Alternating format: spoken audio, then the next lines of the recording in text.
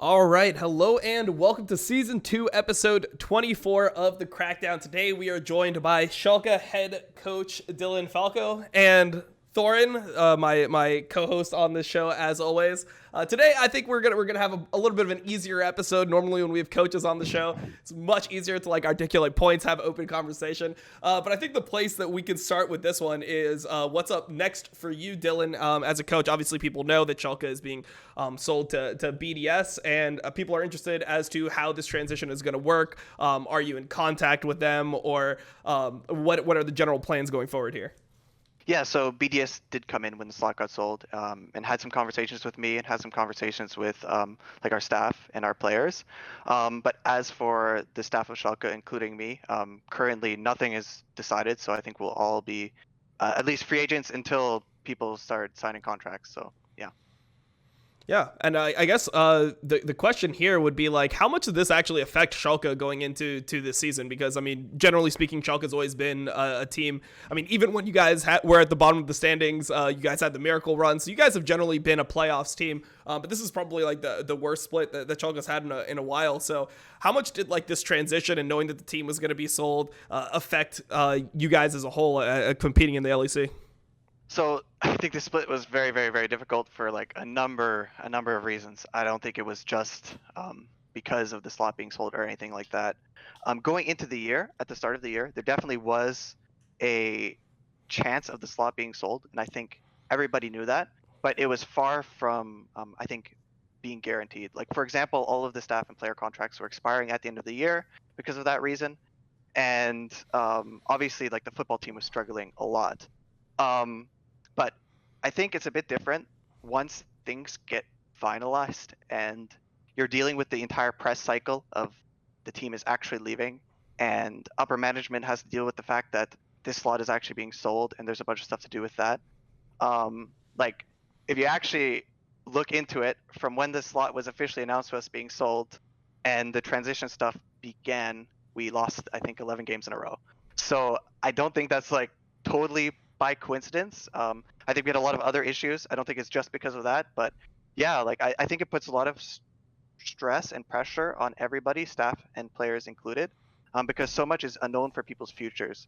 And I don't think it made people give up or anything. I think it just stresses people out and creates a larger level of just kind of anxiety around the whole process when there's so much unknown for everyone's future, I would say. Yeah, definitely. And I think that as a player, you like to think that it's just a pure meritocracy where, if you're good enough, you're definitely going to get a spot. But a lot of the times you see players that, end up in these contract issues. For example, one player we talked about on the show is Shadow, who, had a bad Worlds performance, but generally was one of the best junglers in LEC for his entirety of 2020. And from the accounts that we heard, he didn't even get a single offer from an LEC team. So, going into that, we could talk a little bit, transition that to the jungle situation on Schalke. It was obviously a really confusing issue to a lot of people because people thought that Gilius was a decent player. He was good, at least in official matches, or generally somebody who seemed to have a role within Schalke, engaging or just keeping the team active. And a lot of people were really confused with the Kare change. And obviously things didn't work out as planned, but I would like to just get some type of context or some discussion going on why this move ended up happening. Yeah, I think if you're on the outside just watching our stage matches from the split, this is going to be something that's extremely hard to explain. And definitely looking back, obviously it's quite obvious from our official matches that this did not work out. I'm obviously not going to deny that. I don't think you can. I think that Gilius brought a lot to the team when he was on the roster. I think he was incredibly clutch, especially in high pressure situations in playoffs. I think that was a strength of his. I think that especially at the end of Spring Split, when it moved towards tank junglers like Hecarim and Udyr, we found a lot of strength, and he performed, I would say, pretty well or quite well. I think we also had a period during Spring where this carry... the 8-game loss streak? Yeah, where this carry and farm jungle meta was extremely, extremely hard for our team to adapt to, and we struggled a lot. And it came to a point in Spring Split where we had to make a lot of band-aids as a team to make things work, and we also had a kind of lucky meta change. Going into summer, I think like at least from what I can say, we just felt that with the loss of Abadage, that the roster with Gilius and Nuclear Int would not be like super functional for a number of reasons to do with like communication and team chemistry and gameplay and stuff like that. And You'd it was already just, trialed them as well, right? Like, hadn't they already done like a tryout with the Nuclear um, and the two junglers? Maybe am I wrong so on that? this whole Abadage sell happened a decent amount into the off season, so things were a bit rushed. And I would say in hindsight, not handled the greatest. I think we could have Okay. probably handled tryouts better, but due to the timing of it all and teams not scrimming, it was actually pretty difficult, I would say. And yeah, we did try out Kure against some of the MSI teams actually, for a few days, and he played extremely well against some of the MSI teams we played. So it looked going into the split that this was something that might have a higher ceiling or something that could at least be more functional on like a team basis. But obviously, like it really didn't end up working very well. Like the first game was so bad with Kira dying level 1 and then going mid The and giving Talia double game? buffs to enemy mid later. And I think through the entire split, he wasn't really able to find his place on stage. I do think the scrim games from him were much better. Like I don't think we were ever like a top team in scrims, but we were certainly not a last place team in scrims. And Cure's performance definitely in officials and scrims, I would say, was much different. Mm-hmm. If I take everything that I've heard, like we obviously had Abidaga on this show actually, if I take things I've heard officially from players and then things behind the scenes and combine it, right, what would you say to this? Like basically the gist I got was that, like you alluded to there, but you didn't explicitly say, basically the reason why to a fan or even us watching it doesn't make sense this move, the Gilius move specifically, is because as you say, in terms of the stage matches, and especially if everyone's remembering the playoffs, he looked awesome. Like he was looking in really good shape by the time the playoffs arrived. Obviously that series against G2, he was having some great games. So but I've basically heard he's one of the rare players that had the opposite problem to most coaches making excuses for players. Normally the excuse goes, it's like, oh, the guy's a scrim god, he just can't do it on stage. I heard basically it was like the opposite, and that in scrims it wasn't very good actually. And as you're alluding to, that the team felt like actually, like, yeah, for those specific stage games, we might have won the match or looked good, but like it wouldn't have lasted long term. Like it would kind of be almost like fool's gold to think that that could work all the time. And as you say, similar to what you just said about the tryout issue, I basically heard when he did the tryouts that Kire just looked awesome with Nuclear. And it was like, right, these are the pairing we should go with. These two are going to be the future. So like, it's from the outside, it sounds confusing. Is there anything from that you would say is off in characterization? I'd say that's pretty accurate. I also think that Abadage had a lot of, I would say, like synergy with Gilius. He was often actually the leader of the mid jungle duo. I know he's known as a bit more of a shy personality, but he was actually quite the shot caller on our team, both in early game and mid late game. So that I think also like I think the communication stuff sometimes can get a bit overblown, but I think it also has something to do with it for sure. I think actually Limit, when he was on the show, might have said something similar that actually Abidag was fairly vocal, whereas what you're talking about is unfortunately people remember, I think it was in the first year he ever played in LEC, because he said in some interview like, oh, I'm a bit quiet or whatever. Like people just took that narrative and ran with it, and like they think he just doesn't talk at all, it seems like. And just to add a bit more, like we did at some point during the summer split try a bit with Gilius, and it didn't feel like we were still struggling in the same sorts of ways, and it didn't feel entirely functional. And I'm not even sure like it probably wouldn't have even been that fair to Burke, Gilius, to put him in at that point because we were struggling so much, and it didn't even feel like we were much better.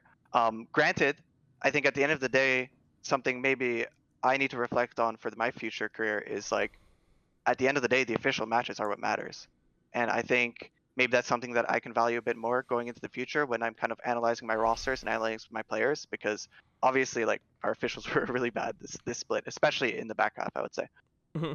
When you were talking about spring split, you kind of alluded to the fact, or you said that when you played with carry junglers with Gilius, it just didn't work out. Was that something purely you thought was just the problem with Gilius, or was that how the team functioned with the carry junglers, like people not like needing resources from the jungle constantly, not allowing him the room to farm? Like, why did this issue happen?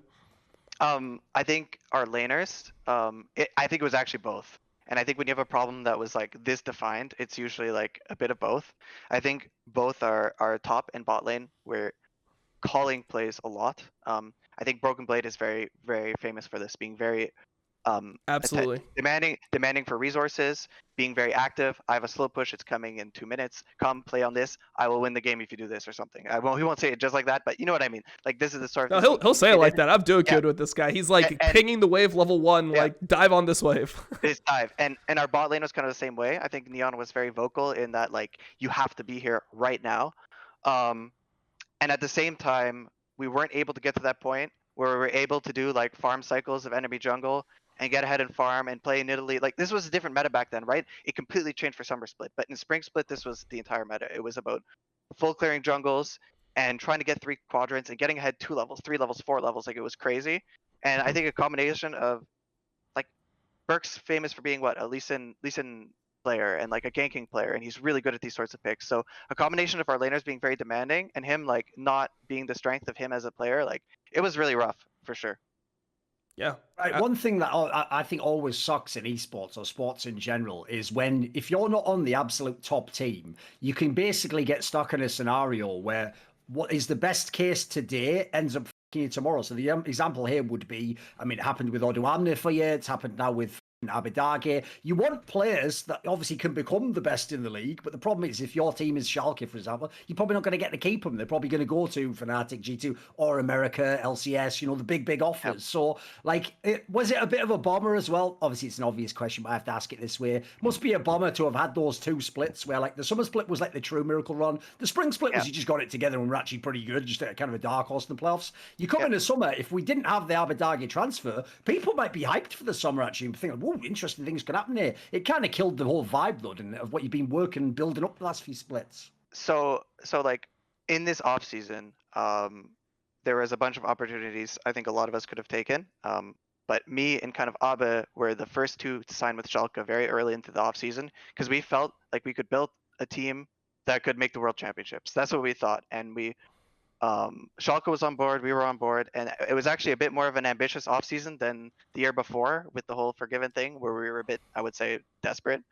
So yeah, of course, when that gets changed in the middle of the season, it really sucks. It kind of changes the dynamic a lot, and yeah, it was disappointing for sure, but we still, I think, tried our best, even though it didn't work out.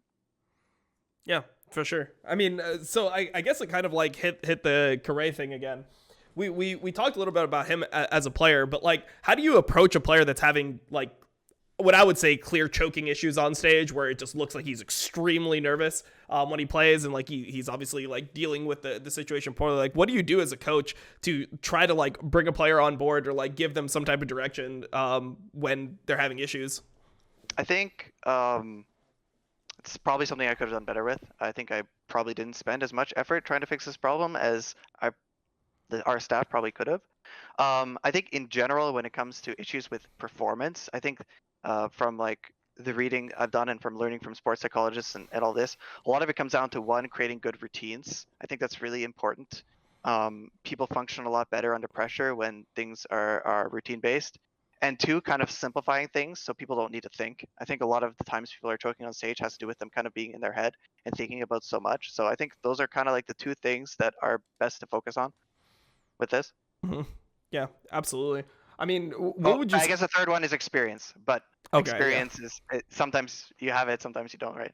I mean, well, the thing is, like, I don't even know how you get experience if you're having one of these issues, because it seems like there's quick enough turnover. Like, I mean, most people gave the criticism that they thought that you guys held on to Correa for too long. Like, after like the first 9 games and seeing that he had pretty much like a consistent like level of low performance on stage, like most people already make the change. We see teams 3 weeks in.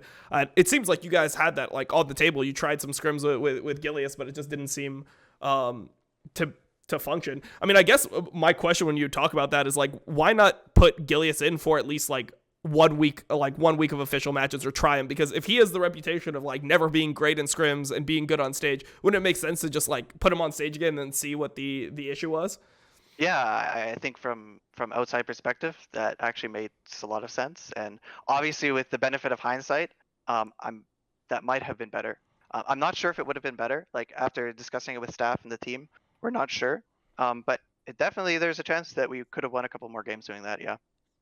By the way, when you were talking about how in the spring split you'd had to do all these band-aid fixes to your teams, as I've kind of alluded to, like Schalke has never been like it's never been a G2 where you have all the money to buy the players you want. In theory, even if you want to play, they might not want to come to the team. They might want to go and do a different offer. So you've always been working with like sometimes scraps, sometimes half decent players. Like you've obviously had some pretty good players overall, right? When you've had all these teams, I've noticed Schalke never seems to have a consistent split. It's like if you get it together, you just get it together in the last 3 weeks of the split, and then hopefully playoffs as well. Like it happened in season 9 when you had the good summer run. Obviously, it happened last year in the summer. In the spring, you got it together. Does this mean is a strength of yours kind of band-aid in figuring out like mid-split? Like I'd say almost like triage style. Like, look, this has just got to go, and we've got to focus on this if we want to do anything. Is that a strength of yours? Do you think? I think you could, I guess, look at it both ways. Maybe in some of these lost streaks, I wasn't able to find something that was working for the team.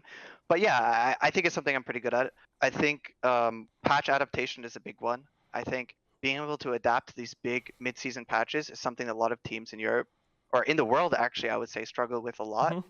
And I'm not afraid, especially if things are going badly for my team, to take kind of risks with some of the new change champions, or to look at the data and trying to find some stuff that's like kind of OP, or try some counter picks that we think might be good. I think that's part to do with it. Yeah, and then at a certain point, just like understanding my players and what I think is actually going to kill the Nexus in an official match, I'd say. Yeah, for sure. We've had a bunch of your like former players and current players on the show, and generally the way that people talk about you is that you're like pretty much like a supreme strategist within the game. Like you understand like everything that should be happening. If a player has a question about, hey, what rotation should we do here? Or like, what should we do in this map set? You'll always have the answer. But the criticism that they'll levy towards you will be that like, you're not maybe like the biggest like coach that's going to give like a huge speech and inspire like a bunch of confidence in the team and like kind of have these like grandiose like gestures that are going to, you know, really rally the troops and like get them ready for battle, so to speak. What would you say about this? Do you think that this is true at all? Do you think that you'd function better if there was like, you know, like you were kind of doing all the strategy and then there was somebody else that was like working with you? Like, what do you think of this criticism? I think like in the past, I could say that's probably accurate in maybe my first 2 or 3 years coaching, I would say. But I think this is like my 8th year or something. I think as far as leadership is concerned, I think it's something I've improved on a lot and worked on a lot. And I think I very much am kind of a leader on my teams, and the one kind of in charge of the direction of everything and diffusing issues and talking through stuff. So I don't think that's necessarily accurate. I think like as far as being like a motivational speaker, I think there are probably some coaches out there that are a bit more talented at that than me. Not really my vibe, but I don't think leadership wise it's something I'm like super bad at or anything, at least not now. Yeah, I mean, I would say for that, if you're a fan, just consider the way people talk in interviews or talk shows isn't necessarily the way they talk to their team. Like, I feel like fans often, because no one can really know what a coach does and they're trying to speculate and figure out, I think they do sometimes go too far. Like, there are people who are amazing talkers on talk shows, and I've heard from their players, they're just all right coaches. Meanwhile, there's people where maybe they don't come off as super, like, outgoing or whatever, but maybe if they're in a private setting, they vibe with the players, and that says maybe it's a better setting for them. You know, you never know. Yeah, I mean, pretty much the sentiment that we got on the show is that like if we could create a hybrid coach of you and Yamato Cannon, where you take all of his strengths, all of your strengths, and we have some like mutant love child of both of you guys, like that would be the ultimate coach. Like, what do you say about this? Yeah, it would be nice to have the Yamato charm for sure. I think he's it's pretty good for sure. Okay. He gets some good motivational speeches off at times, I would definitely say. The thing is, I will say, Dom, when people say that, even though I totally get it in colloquial, it all makes sense. It does sound like we are framing it like Yamato doesn't even have a space for like game knowledge, and we're just slotting like Dylan in there, like just loads of room here. Like I'm sure he knows some things about the game too. Is all oh, for sure. And I mean, on the same token, I mean, I'm sure that Dylan is not just like only saying strategy, and if the team like needs some motivation, he's sitting in the corner. But like the idea is that both of you guys have like completely opposite like massive strengths, and like that's like what the two like schools of coaching that you have right now in League of Legends. Like it doesn't seem like there's a coach that embodies all of each of them. That's like a mastermind about the game, but also like the like, you know, I don't even know who I'd create, who I'd talk about like as like that ultimate like inspiring coach. But yeah, like you don't have the like supreme leader and like the master strategist in the same body. So I also think like a good coaching staff is going to include more than one person. right? Of course. In an ideal world, I think. So there's a lot of work to do these days in competitive leagues. So Yeah. How is your coaching staff? Like, how are the people that you're working with? Because it seems like, from obviously this is just outside perspective and speculation, that Schalke doesn't have like one of the most extensive coaching staffs. So like, how many tools do you actually have like at your disposal to work with? Me and my head analyst Rodrigo, who is like really insane. He has created this whole software suite that runs like all of our match preparation and scrim tracking and stuff, whereas some people are using like spreadsheets from like 2010. We have like so much stuff available. I think he probably does the job of like 2 or 3 analysts of other teams, but yeah, it's just us two. I'm not too opposed to having a smaller coaching staff in general. I think some of these coaching staffs, especially I know NA does this sometimes, where they have like 5, 6, 7 people, feels like a bit of wasted space, and I think often probably too many cooks in the kitchen sort of thing happening. But yeah, it's been a smaller coaching staff, and that's just one of the things about being on such an org, is we're not going to go hire like 7, 8 coaches or something like some other orgs might do. Yeah, I mean, so one thing that a lot of people I don't think that many people know about you is that you actually started off as an analyst, right? Like, weren't you one of the original analysts for TSM in like 2015?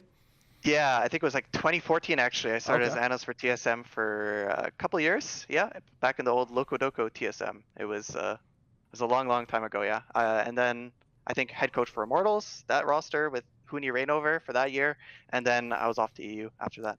Yeah, and correct me if I'm wrong. Don't know, by the way he actually got known. This is it's by Reddit. Still works to this day. Yeah, he basically did a video of like pathing. It might even have been TSM, I think, in the video, right? Wasn't it actually a TSM player in the video? It was called "Why TSM is Losing Games." It was some really good marketing. It was like right to the top of Reddit. Yeah, and I made a bunch of analysis videos, got a lot of views from it. And back then, it was like I was like a high elo player.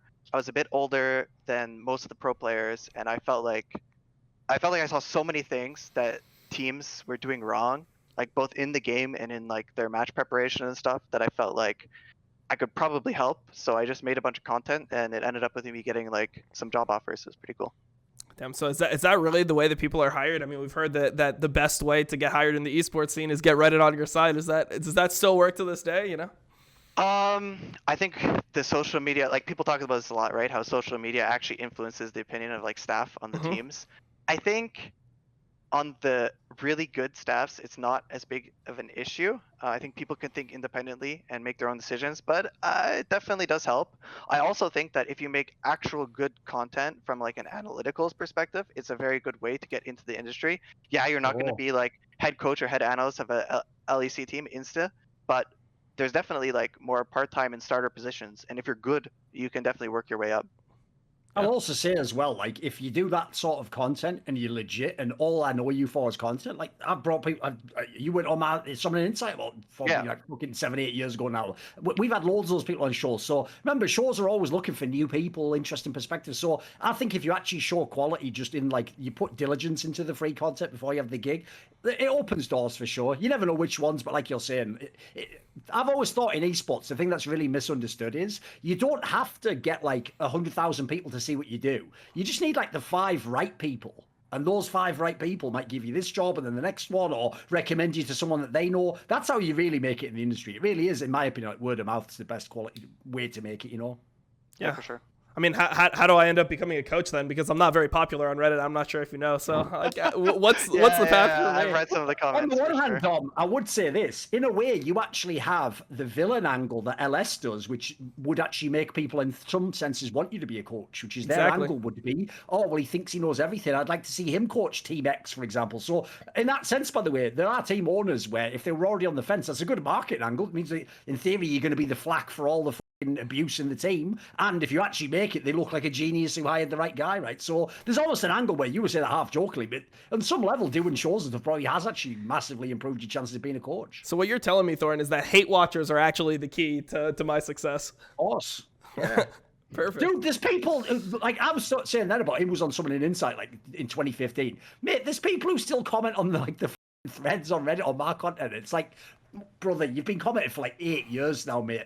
Just admit you're a fan at this point in time. Like, you can't watch 8 years of someone's content and be like, I hate it all. It's like, why are you watching then? The whole internet's free. It's like, just go watch anything, bro. Like, no, Thorn. I mean, what I've learned recently from some of our more famous hate watchers is that what it really is that it's that we just have the highest quality guests, and I don't know how these guests keep on showing up and wanting to talk to us, but it's like they just have to endure us so that they can get to Dylan Falco. That's the point. Exactly. So. Of course. Exactly. We'll see By that. the way, one thing I want to ask, because obviously, as you alluded to earlier, technically, like your contract ends at the end of this year anyway. But in this scenario, it's at the moment you're going to basically be a free agent. You could go to any team. You could change jobs if you wanted. Right. What I want to ask you was this: if I look at your career so far, you alluded to some of the teams you were in before. Like the obvious criticism people are going to have. So I want to actually ask you straight up and see what your perspective is. The problem is this: the two really high-profile gigs were obviously the Immortals gig because they put a lot of money into that team and they got you like two of the big stars that had been in Fnatic, the Huni and Reignover, obviously. So that one, obviously, not going to Worlds, not winning LCS was at the time considered a blow. Like it was a team in position to do both things. And then the Fnatic one, I feel like what over on the Fnatic one is that people almost forget you were there in season 8. They think it's almost like, right, you did season 7 and then Youngblock did season 8. It's like you almost like just get skipped over completely. So unfortunately, people's perception is that the high profile gigs, you were like pretty good but didn't close the deal sort of. And then the smaller gigs, like obviously Schalke, all these different rosters, generally I've always said you've always pretty much overperformed. Like if you look where people would probably say at the beginning of the split you'd finish, a lot of times they don't even have you in playoffs. You're in the playoffs, you've been actually close to potentially going to Worlds even maybe with some of these lineups. So what would you say to that? Because people are going to give you the criticism, basically, the sports analogy of like you're a small team coach. You're not sort of like ready for the big lights, as it were. Like, what would you say to that? I think that's not entirely like accurate, I would say. I think like I'm not sitting there like head coach of a team or like coaching with Joey, of course, of a team that goes to the World Finals, and I'm not doing something, right? Like, of course, I was there and we both brought a lot to that team, but I think that's something that not a lot of people have accomplished and seen, like the type of preparation and team environment that we managed to make there to be so successful. I also think if you look over my whole career, my track record is pretty good. I think before this year, it's like 7 years straight of either making Worlds or being one set away.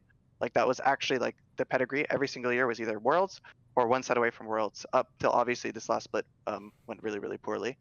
So I think also I'm not too concerned with if people remember me for my jobs, because I think as of right now, at least in Europe, I have a pretty good reputation. I've worked with a lot of the really high profile players and top players in the league. And I think people know that I bring some value to the teams and I can offer some leadership and be a good coach. So I know that sort of stuff isn't the sort of stuff that really concerns me that much, to be honest. Like I'm not someone that really likes being in the whole storyline, social media sort of stuff. I like focusing on like my job and what I'm doing and trying to win. Yeah, definitely. I mean, one thing I would ask you is like, how did you develop like your game knowledge originally? Because I mean, you pretty much were already posting videos on Reddit, and I guess like to tag onto this, I was gonna ask about Reignover specifically. Like, did he influence you a lot when he joined Immortals in season 6? Because I mean, one thing that people don't really understand, just to preface this for the viewers, is that a lot of like the people that are considered to have a lot of game knowledge just end up extracting it from a lot of different people. Yeah. So people that have been in the scene, and because you can't know everything, right? So when you're a jungler on a team, the way that you learn about lanes and how they should go is by asking your laners and like, asking people that are more qualified from you. So like, how did you shape your game knowledge really? So I think first of all, I was always like a decent player. I was like high low in early seasons. Even last few seasons, I had masters. Wait, what was your account name? Did I play? I'm sure I must have played with you. You played with me in a few years ago. I played in some of your games. You were flaming me, quite a bit, yeah. Nice. What were you playing? What was I was playing. I think I was like playing support at the time, off role, and I was like dying 8 times a game. And you were saying, "Oh, this guy keeps dying." I think it was Fnatic Dylan or s04 Dylan, probably. Oh, I just really? Go by my name. Nice. Yeah. Nice. Cool. Good. 8 times a game. Nice. Yeah.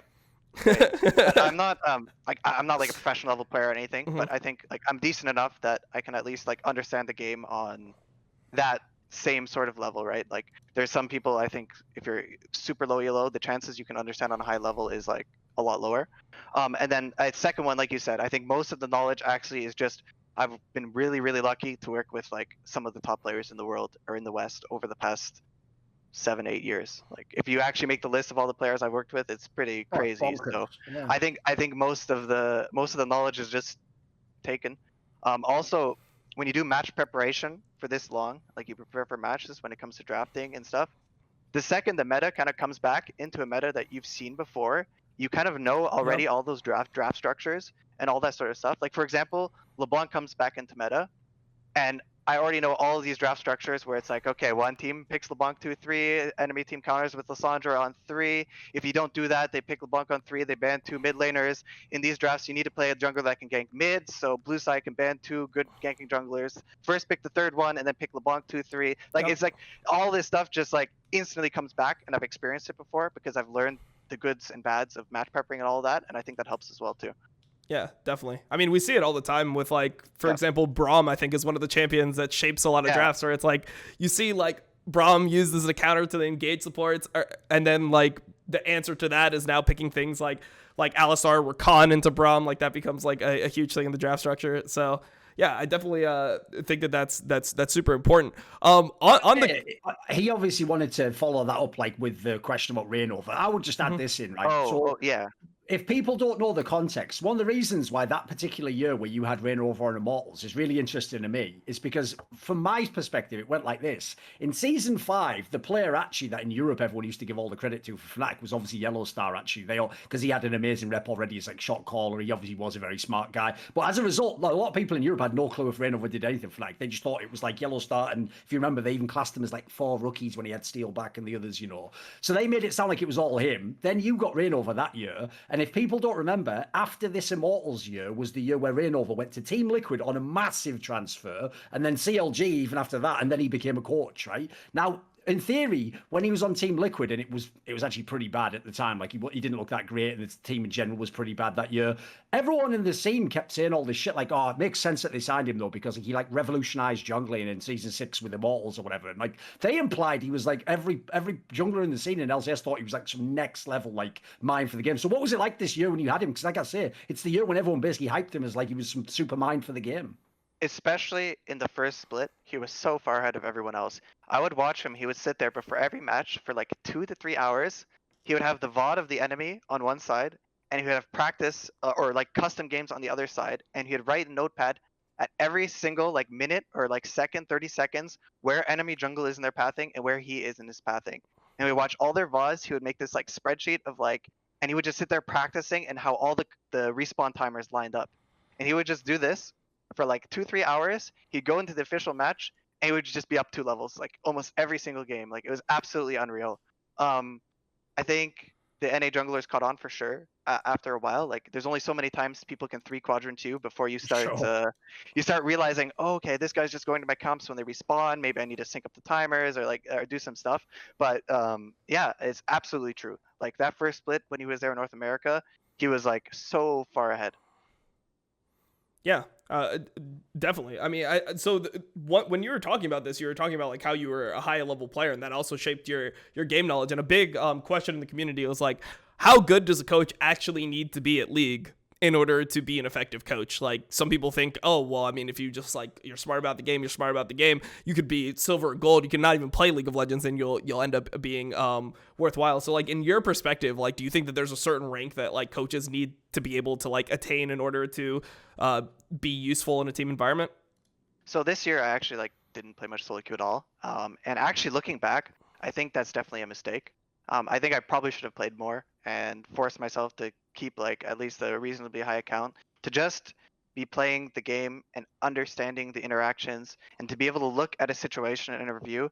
Like if you're playing a lot of games of League, you can just look at this skirmish when you're reviewing a scrim and you kind of have that like that instinct of like this is good and this is bad. Intuitively, and, intuitively. And I think for those sorts of situations, especially when you need to sit there and talk with your players all day about these and settle arguments and disputes, I think having a really good grasp of that is very important. And I think me, for example, not playing this year was like bad. And it's something I would look to in the future. I think there are always exceptions. There are some coaches that don't play the game or aren't very good at the game that actually can bring a lot of value. Absolutely, for sure. But I think overall it should be treated as a good thing. And I do think if you're like, I think there's just a lot of like low game knowledge coaches that rely on other things and rely on like leadership or maybe just being organized or like have other really good qualities as well that kind of base their jobs off of that instead. I think it definitely helps, would be, I guess, my final statement. By the way, just to clarify, because the other thing as well, when people say that, they act again like League is just like one role and that everyone who's at any level knows everything about like it's 5 different roles in the game. Yeah. So you were a jungle main, right? Yeah, of course. Isn't that also significant? Like if I had to pick a player to be the coach, I'd obviously say the roles that I'd already start looking at is jungle and support. Like in theory, they should have a better sense of like the macro concepts, right? Junglers are just superior. I mean, it just is what it is. I think it depends. Like some of the junglers I worked with, like for example, I worked with Broxa. I was very, very, very involved with all of his decision making and pathing, and I helped him a lot, I think. But for some other junglers I've worked with, I don't think it's mattered that much because they just, for example, Trick. When I worked with Trick, we had a very good split. We got 3rd place. I just let him do his thing most of the time, and I focused on just having really good match preparation. And maybe if he was doing something I thought was like super bad or like some level 1 stuff, I would like talk to him about it. We come up with some plans together. But I think it kind of depends, I would say. I think like for example, I definitely don't have like the greatest knowledge of like laning phase bot lane, for example. Like I think it would be great for me to work with somebody who could like look at a mid lane wave control or a bot lane first 5 levels and be able to come up with these little things they can do better. I think it's something we never really had on our coaching staff, and I kind of like wish I had that. So yeah, I think everybody has their own like strengths, and it's not even like some of these pro players could coach these things as well. It's just you need someone that's very much an expert at these things to coach them. Yeah. I've got a question that might be like mildly controversial, but I'll ask it anyway. Basically, right, it doesn't have to be the literal example I'm going to give. It can be the abstract, like general premise that I'm talking about. But whenever people do, like I alluded to with Dom or LS, whenever people are considered like a thinker in the community, obviously if you go back like half a decade, Monty would have been in this category. Yeah. Whenever someone's considered a thinker, right, fans will only sort of snarkily say, oh, they should coach a team or whatever. But obviously some of us wonder like, well, actually I'd like to see that guy give it a go. In your coaching staff setups, if you were the head coach and you could have someone like an LS or someone who's considered like, you know, like an innovative thinker in their own right, it's they're not only taking other ideas, they're also trying to like come up with their own and build paths or a unique thought. Would you want someone like that? Like, do you actually think it's valuable to have people who are trying to come up with loads of new ideas? Would you rather just have someone who's just the best at analyzing whatever the current meta is? What would you say on that? Like, is it too romantic an idea to think these people would be good on coaching staff? I think they could definitely have a role. Like it really depends. I think it depends on the team, depends on the staff. I think having someone that can look at the smaller things and try to optimize it is like, it's just valuable. No, like if someone can come up with something to get an edge in the game, I'm always open-minded to it because I just want to win. And if you want to go on the LS example, like for sure, like he's been super ahead on a lot of things over the past couple of years. Like obviously it's a bit hit and miss, but having those things integrated into your teams sooner than later can be good for sure. Yeah, 99-1. You just gotta sort out the 99, and that 1% will shine. So that's perfect. No, it's okay. I just did face check with LS. I just flame him for it all the time. Okay. All right, casual learned his lesson on that one, Dom. Don't worry. You notice he's kept it nice and clean since then.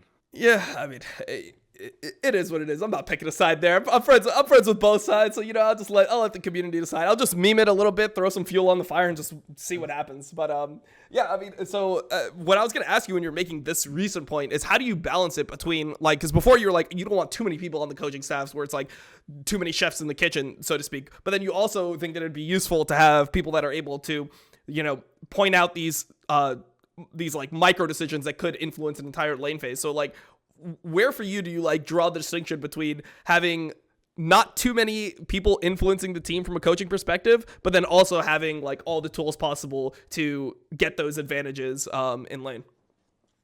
I think as long as people are bringing value, you can scale up your coaching staff.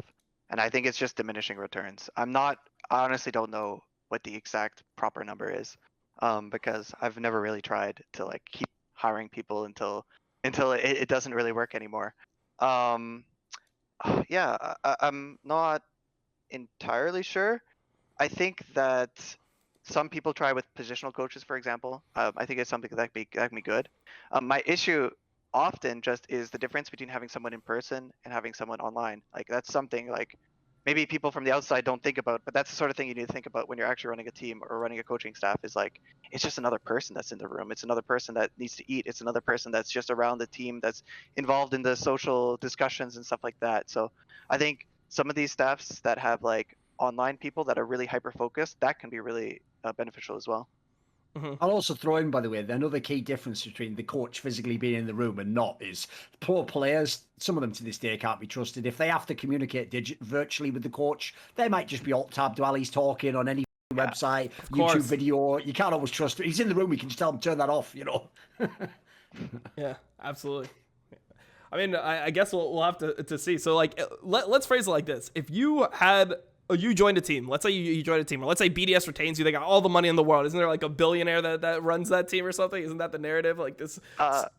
It's something like this. Not entirely sure. Yeah. Yeah, exactly. So let's say you have all the money in the world and you get to choose like what your optimal coaching staff would be. Would you just like start with like 3 or 4 guys and then build up from there? Like, how would you like structure it if they gave you all the tools possible? I would probably need a head coach, someone that's in charge of everything, kind of runs the competitive side of the organization. A head analyst, someone who kind of is in charge of like gathering all of the information, scouting data that we need. I think in an ideal world, I think 5 positional coaches would be good. I think that if I were to go out and try and hire 5 positional coaches, I don't think I could find 5 people that could actually help a playoffs level LEC player improve individually. That's my thoughts. Maybe it's possible. Maybe even just these people being not trying to make them like super much better like individually, but just like giving them info, that could be fine as well. Like maybe more of an analyst role. And then probably I would say one more gameplay coach, just someone that is probably an ex-pro player, someone that was known for being very smart about the game, that can just give a bit more ideas on like laning phase stuff, rotations, and some of this. So something like that, I would say. Yeah, for sure. I mean, I think in my experience, like, because I've worked with a positional coach, like that was one of the things that TL was like really ahead of when I was a player. Yeah. And one of the things that I noticed is like some of the people that were most effective were people that I didn't even think were like that good or like necessarily like able to be better than me. They were just able to find like some small things like to just consider, and then just having somebody to just bounce it off was like the value rather than him just like teaching me the game. Like I remember in season 5 there was a specific thing. There was this coach called the Warlock, and he was just like a random like, and this guy was like actually nuts. Like he was like super crazy. But he actually gave me like some info about like, oh, when I play Rek'Sai, like what I do is I try to have a tunnel network through the jungle. And he's like, well, always try to. Yeah. So it's like you should be putting 6 tunnels in your jungle. Like, I think it was like max of 8 tunnels that you could have on the map, right? So it's like you need 6 tunnels in your jungle, and don't use them because we always see like junglers like use the Rek'Sai tunnel in base to like get to their camps faster. It's like a natural instinct of people trying to just use their movement abilities. So it's like you keep 6 tunnels on the map, and then you'll use 1 to gank. And then whenever you go through the next clear, you need to replace the 1 tunnel that will always be like killed in your jungle path. And I remember like using that on stage, and it just made me feel like I was like, oh man, I have such an advantage on this champion. So like actually you like gank and use 1 tunnel, and then you're just zooming through your full clear. Yeah, that exactly. actually makes a lot of sense. Yeah, exactly. I think there can be people that can find these things, like especially as a jungler. This role must be very, very good for finding little tricks with your clear, or like, oh, if you're playing Ivern, you can do this thing where you jump over the wall, and like all these little things. It's hard to find as a pro player. Yeah, definitely. I mean, and I think that like the other thing that I would think about like with the coaching staff is like, how do you have someone that like would there be a position for somebody that actually just like watches other regions that's able to just kind of parse that information? Because I feel like you could have all the positional coaches. Would that be part of their job? Or like, how do you like get through all the information out there? Because I mean, right now I'm watching 3 regions, right? It's a full-time job. If I tried to do LCK, it's like you're literally doing like 300 hours a month to try to like get through everything that's available to you. So like, how do you structure like this into a coaching staff where there are like regions that obviously play a ton of games at a high level? I think for the other regions, it's just, especially for the smaller coaching staff like on Schalke, it's just not possible to watch all the games. I'm sure all the players and staff will tell you this. I lean a lot more on the data when it comes to all these regions because they play so many games, because it's like best of 3 often. Mm-hmm. So you can kind of look at trends of what they're picking and trends of what's being successful in the games there. And then if you find something that's working a lot, you can then kind of delve in and look at, wow, they keep picking this matchup. They picked it like 5 times and it's winning. You kind of look like, why is this happening? Is it just good team versus bad team and that's the stats are messed up? Or you can actually then kind of dive in and watch a bit more. So. Yeah, That's the best way. Obviously, I guess if you had someone full time doing that, that would help. Yeah. Basically, one thing I'm amazed is that years and years ago, people didn't think to do this. Like, literally, I told even some team orgs to do this. Like, 4 years ago, I would have just had people like Emily Rand and Kelsey Moser on a retainer, and all I'd tell them is, look, when you watch all the games anyway, just send me a little write-up if there's an interesting game or, like an interesting detail. I'm amazed teams didn't think that, because basically that's all those people did, just watch every game in the world, basically. I actually to do it. On Immortals, at a certain time on that staff, I had a weekly report of a synopsis of world meta play with any interesting level ones, the main things were level ones, counter picks, or like meta shifts that would happen in the games. And yeah, actually it's a good idea. I should think about doing this again in the future, I think. Pretty good. Yeah. The other thing I would say is this. One area I could see it working, because I was trying to think about the whole positional coach angle, because obviously the problem there is, right, to a fan, that actually makes the least sense of a coaching position, because they're going to think, no, but you're literally coaching him on his position. So they're going to think you need to be better than him at that position, which is the problem. The reason why I'll tell you that doesn't actually make sense is because exactly as we're saying there, you're not talking, notice, about a complete rank amateur layman coaching a pro. You're actually talking about someone who essentially is, if the pro is a 10 out of 10, this guy might be a 7 or an 8 out of 10, right? Now, the reason why I would say there's definitely a value there in just having a different set of eyes who also does the same exact things you do is that's basically how a lot of one-on-one coaching works in sports. So if you think about it logically, right, the top tennis or golf player, it's a one-on-one sport, by definition, it cannot be worse than his coach. Otherwise, guess what? His coach would just play the sport, beat him, and win all the money. So there's a great example, right? Actually, probably the best one ever in terms of the narrative is the tennis player Andre Agassi, right? Basically, he was someone where he was a clearly an incredible, like, natural talent. Not really. His dad actually trained him since he was like 4. But, like, when people say natural talent, like, he had a lot of, like, raw ability, for example, and he was a fantastic skill player, right? What people don't know is his career literally skyrocketed after he got a coach who was a former pro, who was never a top player. He got a guy called Brad Gilbert, who's actually a commentator in tennis, if you've ever watched it in the last, like, 20 years. And this guy, when he retired, his whole game was he was just a grinder. He was a guy where what he did was he didn't have much talent, so he just used tactics to beat people. In fact, he has a book about this topic. It's called Winning Ugly. His way of winning was he didn't give a how good the game looks. He just wants to win the match. So his style was, this is what's interesting. His style was, I just find whatever your weakness is and try and hit it constantly and make the game as it can, so it's going to be ugly, but I might actually have a chance to win this game. Believe it or not, when he came to Andre Agassi's camp, Andre Agassi had the opposite perspective. Andre Agassi's perspective was, you beat a guy at his strength, and then he's totally psychologically broken, and the whole game goes, which again, by the way, is the sort of romantic, naive idea a really skilled player might think. So what I'm pointing out there is just the other perspective, because basically what the Brad Gilbert guy said to Andre Agassi was, mate, if I'd had your tools when I'd been playing, I would have played totally differently. I'd have done this, that, and then that was why it was like a mind-opening to Agassi in this case. So that's obviously, I've given like a very extreme example there, but I could see this working on a smaller level. As you say, it doesn't even have to be so big. Could be some small little thing to try out in the game that, by the way, that guy himself might wish he could do, but he might not be as good as Wonder or whoever the plays his position, But there's also the thing in sports where a lot of the superstar players end up not being the best coaches, when they move into coaching after. Yeah. Like, I think this is actually a theme if you actually look into it, like who actually succeeds, and often it is those other types of players that end up being better because they need to rely on that. They're going to be more reflective, right? And I think in League it's also very important to be able to think creatively and kind of like, we call it just taking it to the streets, right? Like, if you sit there and just try and play like very, very simple macro against the best teams of the world, sometimes like it's just not going to work because you can be a bit outmatched. So I definitely agree. Yeah. I remember, because you're making that point, Thornton. I remember when we had Perks on this show. I think it was Perks. Chad can probably find the exact reference, but I think that he said something similar to like the beating the team at a strength. Like, if you beat the team at the strength, like, then you completely like demoralize them. They won't be able to come back. So maybe we gotta find the exact quote there. And just to like tag. When they say that, they are right. Like, it's the same as boxing, right? If you really hit me with your best shot and I just took it and smiled and kept fighting, that would break. The problem with that is it's also by definition probably the hardest way to win the fight, isn't it? Like, I'm allowing you to just smash me in the face. Like, the odds of winning are high. I know. Like, if you're just better, like, you're in a good situation anyways, I feel like. Basically, what he's saying there is if you're just better than them, they might just let you win the game. Well, you could already win in a bunch of other ways, Perks. Like, I get the premise, but you could also just win by being better. Yeah, definitely.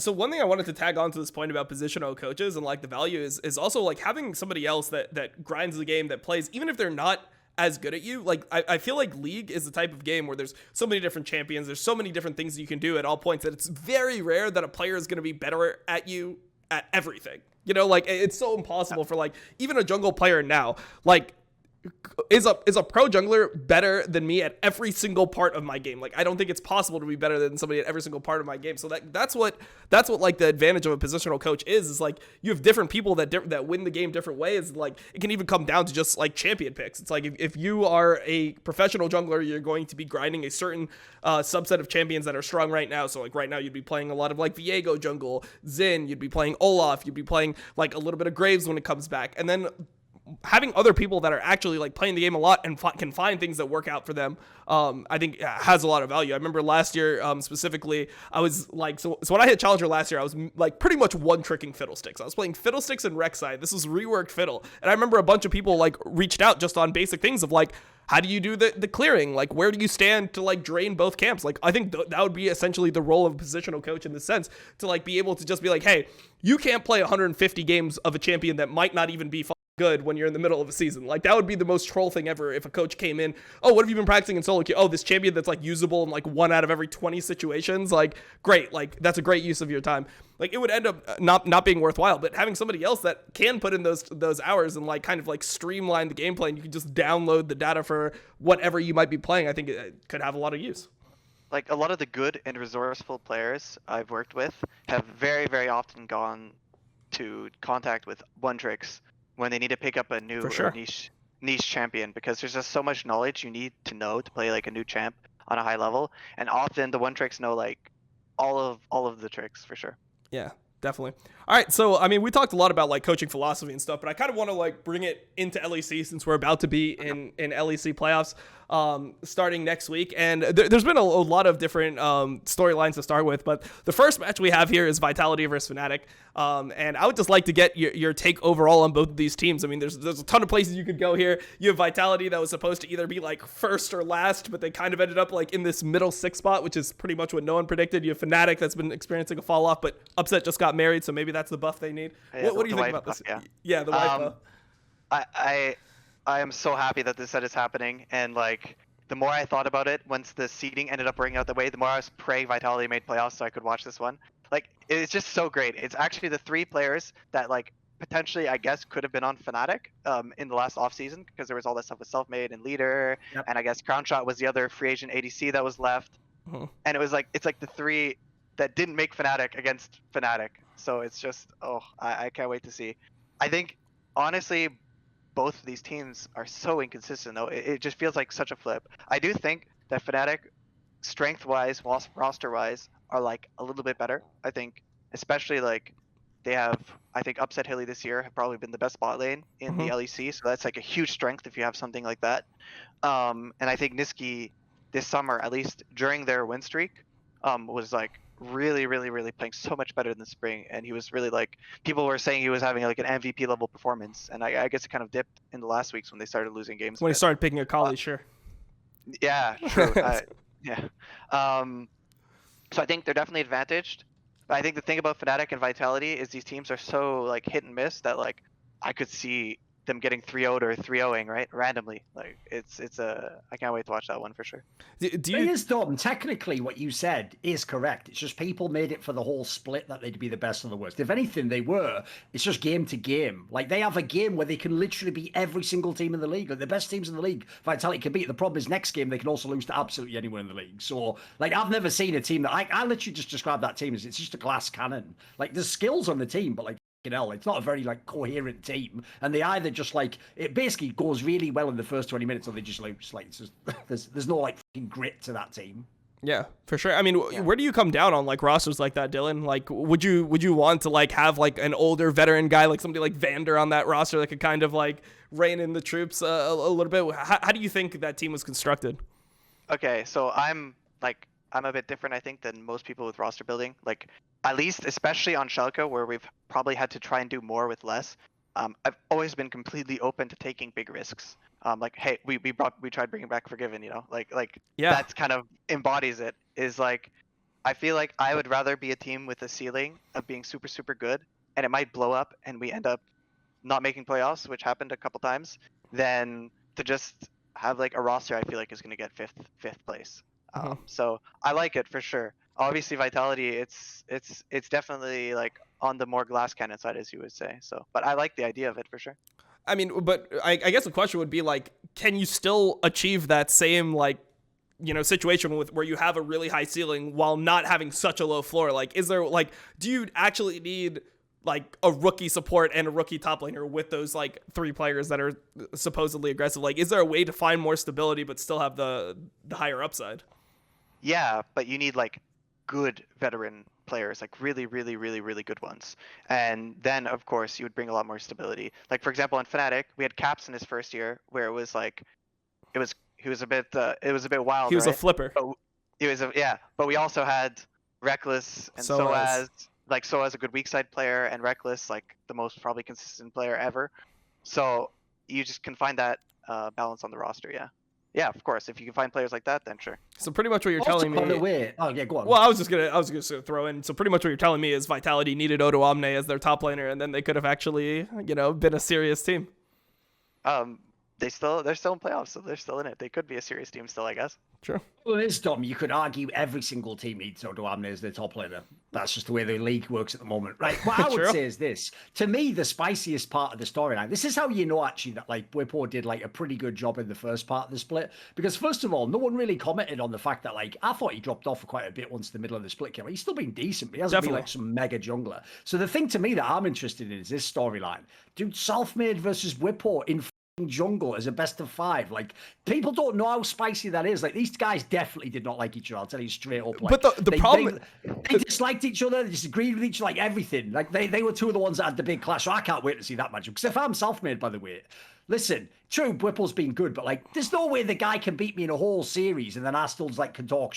You have to take the L in that's the case, mate. So I think the stakes are higher than people think. Well, the problem is that they were too nice about it. Like the what they portray publicly is they're like, oh no, we're still friends. And, like we watch games on Discord and stuff like that. Like it'd be so much better if they're like, yeah, I hate that guy. I would have been on Fnatic if not for that guy. Like that would be This is where you did need. Like, you remember a few years ago, it was actually it was actually your team, Dylan. It was when you had Upset. You remember when they made that whole segment where it was like Upset versus Attila and it was like the rivalry or whatever? They should have done one of those basically, because like imagine if you had like the OGN style trash talk where they like say the amazing soundbite. Like imagine there was a clip where it's an intro for this series, Dom, and it's like Whippo saying like, I always told Selfmade he didn't know how to play the jungle. Now I play it. Like like holy.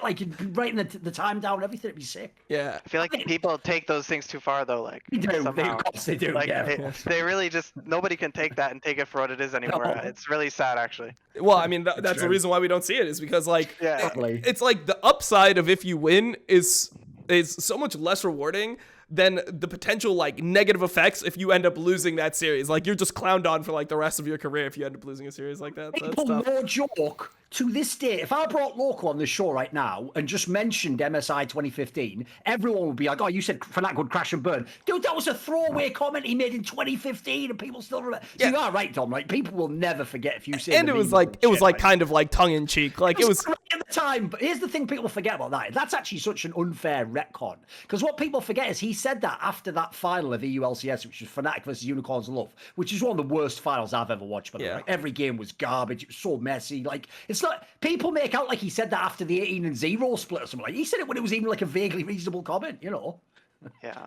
Fnatic was much worse at that time, at least in Europe. Like they were really hit and miss. So. Yeah, exactly. Yeah, they were really inconsistent. I mean, it made sense too. Like Huni was just like a rookie player. I mean, Reignover I think had played 1 split or like maybe 2 splits in LCK, but it didn't work out well. So completely makes sense. What's your opinion on Adam as a top laner, Dylan? Because we see so much talk about him. Obviously, he's super hyped because he came from LFL, had a huge fan base based off that. Where do you come down on Adam as a player? Like, how do you think he fares like in playoffs versus the rest of the top laners he's going to be playing against? I guess outside of SLT and Sagenda.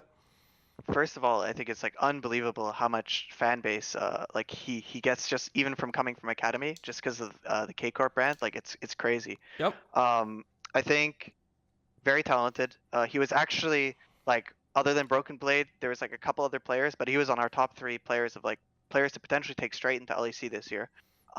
There were people that were like looking at him as one of the prospects. I think he's very talented, I think he's a little inexperienced. I think that when he's on his comfort champs in a good matchup, he is definitely like winning hard against many of the LEC top laners, even the best ones. Yeah, I mean, I guess we can go back to the Adam point. Sorry to make you like repeat No, yourself. I'll say it again, no problem. Yeah, so go for it. So yeah, thing with Adam, I think that when he gets his comfort champs in a very, very good matchup, I think he plays extremely well. He's like solo killing and like stomping some of the best top laners in the league. I would be very careful if I was prepping against Fnatic to make sure that he's not getting these champions in good matchups. I think that's something that you could potentially attack and draft, or at least make sure it doesn't happen. I know like in the last game, I know we weren't playing for anything. Like he picked like Mordekaiser from Jace, which I thought was like not the greatest. Maybe he was just playing for fun. Not too sure. I think mainly it's just like the champ pool stuff that I would like to see him perform on. I think that's like my main criticism of him. But like for sure, this kid is very, very talented and was a super good pickup. I think it's just about like the experience, playing under pressure, and the champion pool, which is like classic rookie stuff. Yeah, I mean, so right now, like, what would you even consider like outside of like Renekton, excuse me, and Olaf, the two champions that we see him a lot on? What other things do you think that he'd be like really proficient on, or that would suit his playstyle going into like a best of 5? Because I'm assuming that Fnatic also like has the same mentality where they need to like round out things a bit in the top lane so they don't get pinched in draft. I think he's most famous for Renekton, Olaf, and Darius, right? Those are his three picks, but Darius is out now for sure because there's no Stride Breaker. Yeah, there's no Stride Breaker anymore. I don't think it's that crazy. I just think he needs to pick up like 1 or 2 stable blind picks. I think that's really good for top lane for playoffs, just having like some stable blind picks for blue side. And then it should be okay. Like at least the good thing about these champs like Renekton, for example, is they're like pickable early, which is usually pretty good. I like maybe not first pick, but like you can pick them like relatively blind. They're like safe picks, which I think is pretty good. Yeah. So yeah, maybe they pick up Jace, pick up like one other blind, something like this. How well do you expect Fnatic to actually fare in playoffs? Do you think they're going to Worlds, or where do you think they'll end up? I think if you take their year, like their full year, and their summer split, I guess especially with this roster, I think they're like capable of going to Worlds, but you have to put them at a disadvantage from the top 3 teams. I think the top 3 teams for the full year have just been like a step above everyone else, and you could really feel it, especially when you're scrimming these teams behind the scenes, that there's like 3 teams. I guess Mad Lions, definitely this split, not as good, but I do feel like those are the 3 still to be looking at. Yeah. Do you think Mad Lions just underperformed in LEC this split based on like what you're seeing in scrims, or how well you like think the team like should be playing? I think talent-wise they're super good. I know, for example, in Spring Split, they were by far the best teams in scrims that we played. They had the best record against us, against any team, even though they only got 3rd in the regular season. There were many games in scrims where they did that thing that they do on stage, where we'd be up like 6-7K, and they would just win somehow. And I know people call it random that it happened on stage. Of course, Rogue was winning that game and should be able to close it, but like I've seen them do that a lot of times.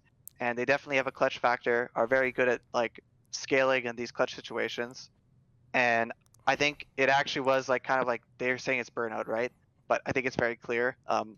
Just from scouting, like the amount of solo queue that team was playing this split, it was I would say quite a bit less than they were playing before in spring. But I think like if they get motivated again and try hard, like I have to assume that they can become good again.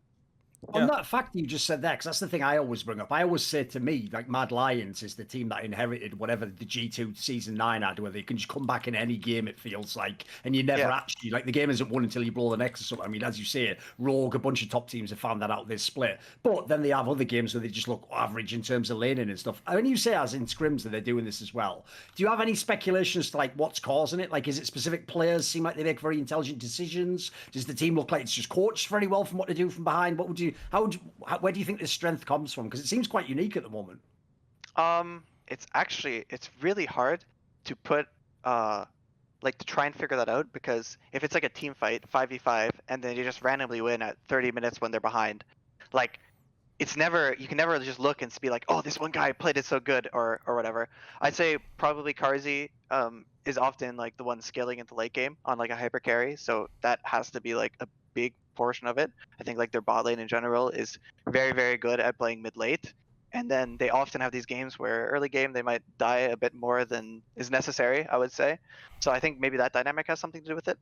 Yeah, and also, I mean, if you just look at the players on the team, like one thing that people always say about Humanoid is like he dies so much for a mid laner, right? But he's almost never behind in CS, like when he's dying. Like so he's dying, but he always ends up relevant. I mean, even I think I was watching with Fabivan one of the games. I think it was this week where he was playing Syndra. He was like 1-7 or something, but he had 4 items at like 30 minutes into the game, which is like, all right, nice. He's just a strong Syndra. Like score doesn't actually matter. So I think I ended up hitting my microphone.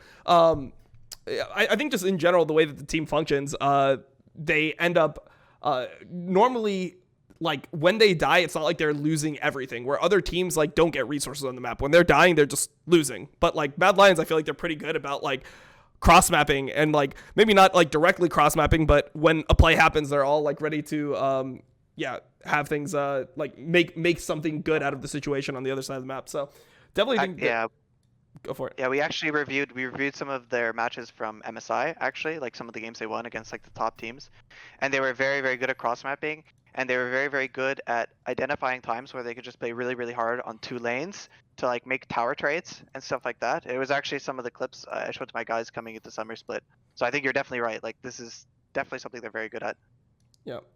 So I guess the other team that I would like to talk to you about would be Rogue. I mean, obviously you worked with IWDominate, but it feels like no one has confidence in this team, even though they, I think, optically look like one of the best teams. Like, where do you come down on Rogue? Because they have that like vibe about them where, you know, you kind of feel like until they've won, they still can lose at any point. So what are your thoughts on this team? I feel like if you talk to the players and staff in the LEC, I think they don't think that at all. Really? I think they mostly just think Rogue's the best team. I actually think this. And I think they probably thought that through a decent amount of Spring Split as well. Although obviously G2 was quite good in certain aspects in Spring 2 before they lost in playoffs. Thing about Rogue is they're very, very good at pushing lanes. They prio this very, very heavily, like a lot of Lucian mid, a lot of Kalista bot. And I think from what I understand of their philosophy is they just feel like if we have pushing lanes, and we play macro really, really well, the enemy team cannot win the game. And that's what they live by, and that's what they try to do. They're very good at winning bot lane, ganking it once, and then rotating to take Herald, for example, with their push. They get some of the best Herald takes and some of the best Herald usages in the league, which is, I think a lot of this is on the back of Inspired, of course, but also their bot lane like picks and gameplay. And yeah, that's their philosophy. I think sometimes these comps can be a bit fragile, and maybe that's why people think that. But if they go like first place in the regular season, up 8K in finals, like, and I think they're up 2-0 in the set as well, like to win LEC, and then they go first place again. I feel like you just have to say that if they can play the game correctly like this and close these games, like they just have to be the best team. Yeah. I mean, I don't really look at it like that. I think the issue is that like when you see this like pattern, it's just you never actually believe that they're the best team until they win. Because there's teams like this in other regions, right? Like you have Genji in LCK, who's always been a team that's like looked like they were like really good, and then they seem to always lose the finals. It reminds me a little bit of EDG in LPL, where they look like one of the best teams, but you just like value the clutch factor that other teams could have over them. So if you were to say like the winner of the split, like you're predicting Rogue to essentially just win LEC this split? I think Rogue will win the split if I had to predict. Yeah. Okay. I do think that if any team has that like clutch factor that can really just take it to the streets and just win, it has to be G2. Like of course it's G2, and I think they're looking actually pretty good the last few weeks. I really, really like what they've done, starting the middle of the split for like a number of reasons. So I'd say it would be between those two as of right now. Yeah. Obviously, you did, as you mentioned previously, when you were in Fnatic, you coached Rekkles. In fact, this was even a time period when he was one of the MVPs of the league, so it was in one of his career peaks, right? Even though in theory he was the MVP in spring and the team all got voted the best players and they came into playoffs, people still thought they would win. They didn't win, and then obviously they had like the mini slump at the beginning of this split, and a lot of the attention is focused on that aspect, even though I will say it's mainly just because he was the last person to join the team and every other player in the team was on the really successful team. So it's not quite as similar as the linear A-B comparison people are doing, but a lot of the discussion has focused around the idea of like, does Rekkles fit G2? Did G2 fit Rekkles? Like, have they found the integration yet? What are your thoughts as someone who's seen him in past years and then now seen him in this squad? I think the team had a lot more problems this year than just like saying it was because Rekkles was good or Rekkles was bad. I think especially in spring split, like they had a lot of like top jungle issues, I would say, that progressively got better and better. And I think in summer they're doing quite well actually now. So I think teams were really attacking Rekkles' champion pool early in spring split. When they had their loss streak, I think he was tanking 2 to 3 bans like almost every single game, and they often ended in like poor bot lane matchups, I would say. But like since they're kind of I would say revamp, I don't know what they did, but it's very clear to me watching them. I think a lot of that has definitely been fixed, and he's playing some Kalista games now, and the way in which they're drafting bot lane stuff seems much better. And like of course Rekkles can play these champions, so it's just a matter of like what strategies they want to run, and I think it's like much better now. What's your take on like some of the Rekkles picks that we're seeing now, like specifically the Kalista? Was your experience that he was just able to like play this all the time? Because he's known for picking like a very low amount of Kalista games in his career, but what we've heard from like former teammates is that he's the type of guy that would pull this out on scrims, and like no matter what he plays, he's like one of the best players in the game. The self-made quote, right? Yeah, the self-made quote. He's like, he's the best Kalista he'd ever seen. I think he definitely like gets to a point with his champions where he's just like so good at them, this level of mastery, that he kind of like as a team and as an individual doesn't really want to play stuff, because why would you when you're so good at doing what you do? And I think that is a lot what fueled it, and I think it got him so many results for so long. But that being said, he has experimented, I think, over the last I think that's more of a thing from back when I was coaching actually Fnatic. And I think for the past couple of years, he seems a lot more open to experimenting with stuff. Sometimes it doesn't work, so he will go back to more comfort stuff. But it feels like he played Kalista this season. He played some mages that one season as well. Remember, he was playing a bunch of Syndra and all of that. Like, I think he's just kind of learned, I would say, and is a lot more open to like playing other stuff now. Mm-hmm. What's your take on like him potentially, and this is something that I've just like theorized myself, because I was kind of like this as a player, where sometimes like I would play a champion, and if the result of the scrim was bad, regardless of like how my champion actually performed in the game, I would kind of just like write it off as like, oh, I don't want to play the champion with this team because like the result isn't what like I wanted. Do you think that he's kind of like in the same way, maybe over prioritizing the results of scrims regardless of what's happening specifically with what he's doing in the game, and like forming his champion pool around these types of ideas? I can't say like I'm obviously not there with you too. Yeah, just asking your experience. I would say, yeah, I saw that happen a couple times with him for sure. If we played like a new champion didn't work well, it would be like, why are we playing this? Let's just play what we're good at. But like that's kind of what I'm kind of more on his side often. I was more often on his camp with that than I was on the opposite side. Like it was often a lot more of the risk-taking players and staff members that were more willing to like YOLO it with these sorts of picks, where I actually was more often on the side of the more conservative side, because I just care about winning the games. Yeah, mostly. For sure. How do you balance this as a coach? Because, you know, like people want to say that scrim results don't really matter, but at the same time, if something is not working in scrims for like a long period of time, you generally don't have that much confidence pulling it out on stage. So like it always felt like when you heard stories from G2, they were pretty loose with things. They were okay losing a million scrims, and it didn't matter. They would still just play whatever champion on stage. It could be winless, whatever. How do you like measure results in scrims with like what you're willing to play on stage? I think I don't like measuring just based on like that much based on wins and losses in scrims. I think if you played like 20, 30, 40, 50 scrims of a champion and you're just losing straight, then there hits a point where like the sample size is big enough and you've seen enough games of this stuff happening where it's just like, guys, like it's not working.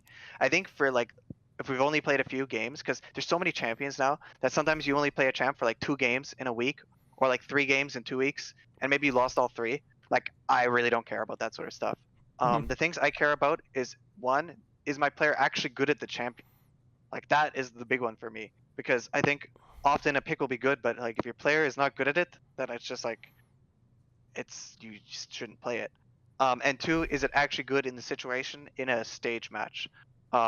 you can get baited, right? There's like famous scrim bait champs that get really fed in scrims and are poor on stage. Yep. So I think those are two of the more factors that I look at. Yeah, how do you evaluate somebody who might be good at a champion, but it seems like the team can't play with it? Because that's another issue, is that like you could have a player like Rekkles play Kalista and pop off every game, but it just seems like at the end of the day, like it's not getting the wins, maybe because of how the team plays late game or operates with like an AD carry that doesn't scale as well. Like, how do you balance this? If it doesn't kill the Nexus, so you just don't play it. Like I honestly always felt this way. Like it sucks to be a limited team, and players will often get frustrated because they see like the top Chinese team playing this draft or the top Korean teams playing these picks, and like why can't we play it? Like look, it's good. Like blah blah blah blah. But I don't really try and think about what other people care about, and I think it's just I try and be very practical when it comes to what you actually pick in official matches. Yeah. I have a point on the whole like thing. It's a tie into this and the whole Rekkles thing, right? Which is, this is a problem I've actually noticed, where players themselves almost buy into the thinking of people who are like the analysts watching the game, the ones who aren't in their team, and the community and stuff, which is this, right? If you're an analyst, right, remember, we can't directly actually influence what the player does beyond if he just listens to what we say, right? We can't make him play differently. So as a result, if we're labeling and modeling players, we're going to be fairly like harsh with it. Like, for example, I'll give you an obvious example with someone like a Roma when he was in Mad Lions. As an analyst, as an outsider, we're just going to go, he's not very good as a carry player. You're probably always going to play weak side with him. It's going to be a limitation to the team in this way, and their strength will have to come in a different way, right? But if I was IWDominate's coach, or Rome's coach, or Rome himself, I wouldn't want him to believe that. I would still want him to work on his carry champions and have scrims where he does experiment and believe it's possible to expand. So one of my problems is this, is like in a very like simple, like I just want to win the next LEC match way. I would even suggest if you look at people's careers, they do, like you're saying, Dom, they have a sense for what when they try and win, and sometimes it doesn't matter how well they played, just the sense of like, I don't tend to win games when I play this champion or this style. So actually, funny enough, the guy I just referenced, IWDominate himself, I've been mates with this guy for ages. He's told me basically, and that's often been his problem. It's like even if he like got his mind into the place that like I should play carries more, it would be like, yeah, but the problem is I'm IWDominate. When they recruited me to this team, they viewed me as potentially the weak side player, and also, by the way, here's another aspect people don't think about, is it's not as simple as can IWDominate play carries. The question in that scenario you have to ask is this: can the bot lane of whatever team IWDominate is on allow him to play carries? Because it's very different to ask, can he play a tank and can they play normal bot lane, or can they play like an even bot lane and him play carry? Like that's what's not always possible. So first of all, team setup's different. You might even recruit and build a team based on these simple labels, in which case you are putting people in a box. So in Rekkles' case, I'll even give you one angle as like a devil's advocate as to why he would develop that style of play and become somewhat sort of siloed in it. Look at his supports. He had yellow star at the end of his mechanical strength when he was actually not a very good player. He used to just roam all the time on the map. Then he had the Noxet guy nobody even remembers, a guy who didn't even make it in LEC. Then he had kha'zix, who was a role swap and mainly there, as far as I can tell, as like a brain player. And then he finally got Hylissang, and what do you know? When he had Hylissang, all of a sudden he is willing to play like the kind of like Garen, Yumi. He is willing to play mages, like you're saying. He is willing to literally go super aggro. So I think, in my opinion, what you see in there is, first of all, he realizes like, actually, this support I can play all this different way with. Like in some ways, I allowed my team to limit me, and I limited myself into whatever label you want to put me. So I think you've just seen his expanded his horizons mentally as to what he can do. All the same, just like IWDominate probably is going to play most of his career as a really amazing weak side top laner, you're probably not going to have Rekkles just 24/7 beyond like Uzi Eye champions, but you want it in the toolkit is my point, you know. Yeah. I mean, Thorin, where do you come down on playoffs? Like, if you had to make a prediction before playoffs even start, who's going to be the champion of LEC? Like, what's your general feeling? Here's the problem. I don't actually... I personally think it's between Rogue and G2, not just because they're the top two teams, in this sense that, like, the problem is, on paper, I sort of agree with what Dylan said. Like, I do feel like they are just the best team. And in fact, in most games they play, even the ones they lose, they are the better team. Yeah, the problem I have is, like, I just hate people who do seem to choke in big moments. Like, because I know it's one of those things where people think it's like an intangible. It's one of the reasons why, for an analyst, it's a different way of looking at the game. Because there's nothing in the server or on the actual screen tells you the person's about to choke. Like, they might have the right draft, they might be ahead in the lane, they might, on paper, win this game every time in scrims, but it's an intangible untouchable, isn't it? No one knows in that moment of a game 3 where you're up 2-0. How do you respond? How do you respond if someone comes back in a big game and breaks your heart or something like that? That's where, unfortunately, when I see the trend that people do that, my typical approach, Dom, is I'll never bet on you until you prove it to me. So the problem is I can't pick Rogue to win for that reason. Like, they've wrecked me so many times on that, mate. So, in fact, I even actually bet, no joke. I think I got 2 or 3 games that I actually won where I bet against them to win in this split. I picked G2 to beat them for that reason alone. It's like they just managed to lose to these fucking guys mentally every time they play them. I don't know how they do it. So if I had to pick, I'd probably take G2. Yep.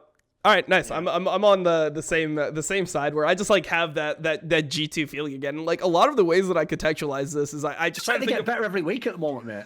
Yeah, I mean, not only are they getting better, but then also like you think about what a situation is going to look like and like how much mental pressure Rogue players are going to be under if they end up in a final versus G2. Like imagine IWDominate, he's trying to win his first ever title. As a top laner, he was so close last split.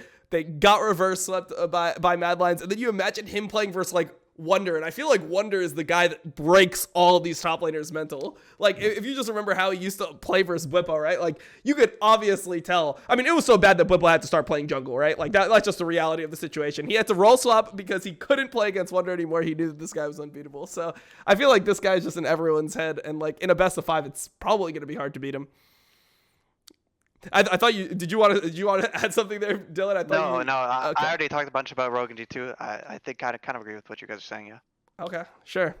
I mean, so the other teams that are the other teams that we should talk about or that we haven't talked about at all would be Misfits, right? Like Misfits is the huge surprise of the split in LEC playoffs. A lot of people didn't expect them to have this level of performance. Do you feel like Misfits is legit, or are they kind of just like a fake team here? I think they played really good in summer. I was very impressed. I don't think a lot of people expected that to happen, especially teams that were scrimming them. I know they were doing poorly before the split in scrims, and they got actually quite a bit better. I think a lot of this team is just based off their mid jungle. I think Razark and Viteo are like very, very talented, I would say. And there's just these games where they just individually play so well, and they can play these combos and just take over the game, I would say. I think their bot lane is a lot more about playing consistent, and they're much more likely to play like these weak side picks. Like, well, there's a game where they picked like kha'zix Alistar into Draven or something. Like, like this is like their mindset, and they ended up winning that game, I believe. I think a lot of their games have been some very large comebacks, which I think is both good and bad. I think it shows that they can play together as a team late game, which is good in actually playoff scenario, where games are usually more likely to stall out and be a bit more about team play mid-late game because people are a bit more nervous and not wanting to take as big risks. But yeah, like I think they're a bit weaker than the top 3 teams for sure. I think if they play against a team like Fnatic or Vitality, when they're having a bad day, I think they could totally win. I don't think this is not like a guaranteed, oh, if you play Misfits in playoffs, you're going to win, because I think they could definitely make a run. But I really still do feel like the top 3 teams are just a bit ahead. Yeah, for sure. Thorin, do you have a similar idea on Misfits as a team?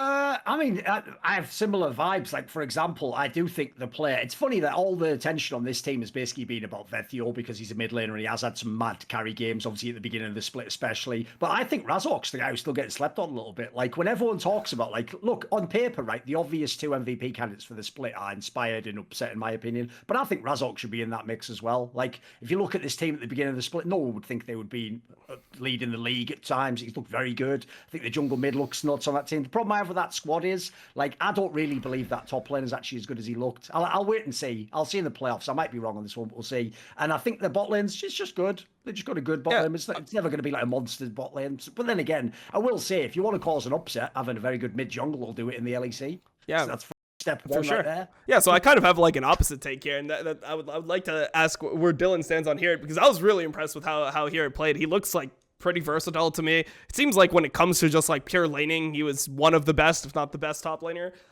this split in regular season. Like, how good do you think Here really is as a player? I think he played really good this summer split in their official matches for sure. Yeah, he plays carry champions, which is like good. He's not just like a weak side top like some teams have. I think his Jace is really good.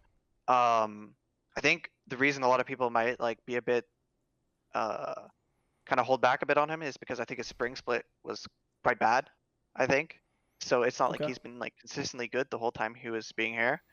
So yeah, no, I think he's another one of those players that has his champions, which I think can be completely fine, by the way. It's just about him getting those champions in good scenarios. It's something I would also look into maybe attacking in draft as well. Yeah, for sure. I mean, look, where he gets credit for me is that game where Razork just completely inted him, like gave the enemy double buffs, and then he gets dove pushed off like 3 waves. Suddenly, like his lane, which was already a bad matchup, is now like he's down 40, 50 CS. And the fact that he was still relevant in that game, that's respect from me, man. If I could be a jungler that comes into the game, into your lane, and you don't rage quit, Jesus, like you must be built different. All right, so I actually have like an obligation in the next like 20 minutes.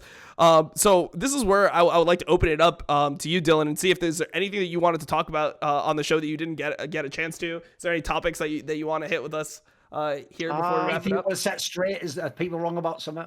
Yeah, sure. I can't think of anything like in particular. If you guys have any more questions, I'd answer. Yeah, I've got one for you. So, like, as you actually yourself mentioned, by the way, people probably don't realize they should do a little mental calculation.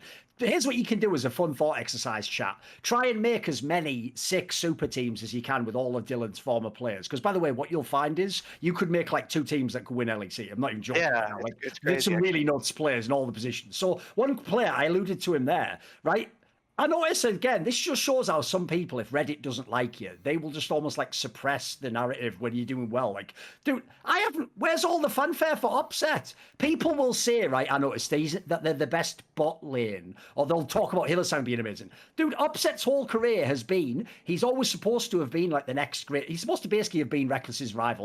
That's one of the reasons, by the way, why he was salty about them doing the fucking Attila segment. Because it was like, you compare me to this guy? Like, you know, his it's like, I'm supposed to be Rekkles' rival. Obviously, like, we're that's the level I want to be on, but he wasn't in the right teams at the time, right? Now, finally, he is on the team. He's literally in Rekkles' team, by the way. Like, he's at the spot where, in theory, he has the piece around him to potentially contend for the title. So now, in theory, when you want to see him at his best, he looks like he's at his best to me, mate. Like, do you think, am I going too far saying he's the MVP candidate? What do you think? I think he probably, if I think about it, is definitely, might be the best AD this year. Definitely top 2, top 3. I think he played extremely well. If you look at his career, I think like he's been a part of some very like unfortunate rosters and some teams that like were so close to being so great, where he was like the primary carry of the team. Like for example, the Ignar Upset roster that I worked with him on, we got 3rd place in LEC, which is a world spot. If it was the old format, we obviously lost in the gauntlet, right? 0-3 displays. But we, in that split, we got like a straight up 3rd place finish in the LEC. And he was like really the primary carry of this team. And I feel like doing that in the LEC should get you a lot of credit. The year before, he made the finals, got 2nd place. Again, didn't make worlds. Some other unfortunate things happened in the gauntlet. Like I feel like, and then it was just the Origin disaster. And I feel like now, once again, he's showing that he's one of the best ADCs. And it's just like, if he had been on one of these super teams, I think from the very start, I think there would probably be a different opinion of him overall from everybody, and he'd probably be treated a bit differently for sure. I think he's quite good.